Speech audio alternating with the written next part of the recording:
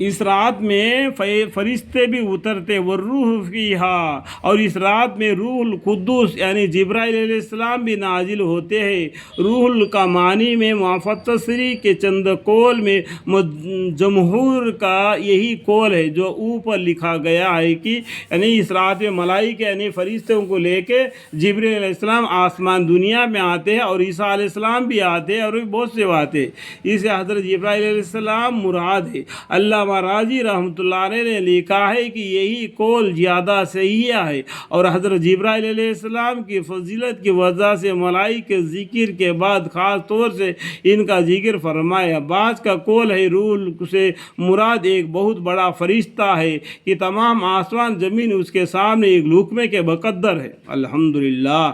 بعضوں کا قول ہے کہ اس سے مراد فرشتوں کی ایک مخصوص جماعت ہے جو اور فرشتوں کو بھی صرف لیلۃ القدر ہی میں نظر آتے ہیں۔ چوتھا قول یہ ہے کہ اللہ کی کوئی مخصوص مخلوق ہے جو کھاتے پیتے ہیں مگر نہ فرشتے ہیں نہ انسان۔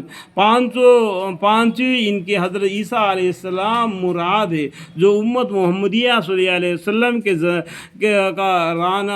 کارنامے دیکھنے کے لیے ملائکہ کے ساتھ اترتے ہیں۔ الحمدللہ۔ چھٹا قول یہ ہے کہ اللہ تعالیٰ کی خاص رحمت ہے، یعنی اس رات ملائکہ نازل ہوتے ہیں اور ان کے بعد میری رحمت خاص نازل ہوتی ہے۔ ان کے علاوہ اور بھی چند اقوال ہیں مگر مشہور قول پہلا ہی ہے۔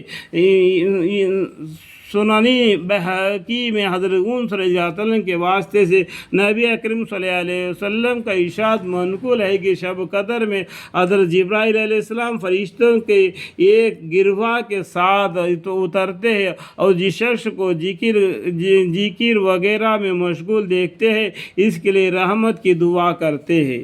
بِإِذْنِ رَبِّهِمْ مِنْ كُلِّ أَمْرٍ، اپنے پروردگار کے حکم سے ہر امر کے خیر کو لے کر زمین کی طرف اترتے ہیں۔ مظہر حق میں لکھا ہے کہ اس رات میں ملائکہ کی پیدائش ہوئی اور اس رات میں آدم علیہ السلام کا مادہ جمع ہونا شروع ہوا۔ اس رات میں جنت میں درخت لگائے گئے اور دعا وغیرہ کا قبول ہونا مکثرت روایت میں وارد ہے۔ دوری منشور کی ایک روایت میں ہے کہ اس رات میں حضرت عیسیٰ علیہ السلام آسمان پر اٹھائے گئے اور اس رات میں بنی اسرائیل کی توبہ قبول ہوئی۔ سلام، وہاں رات سرپا سلام ہے، یعنی تمام رات ملائکہ کی طرف سے مومنوں پر سلام ہوتا رہتا ہے۔ ایک فوج آتی ہے دوسرا جاتی ہے، جیسا کہ بعض روایت میں اس کی تصریح ہے۔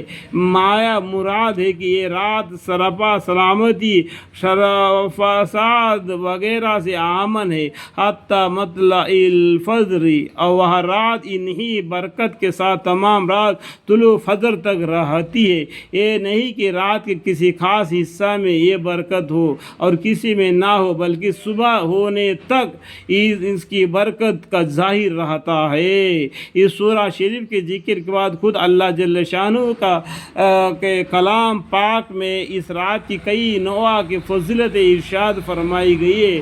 حدیث کے ذکر کی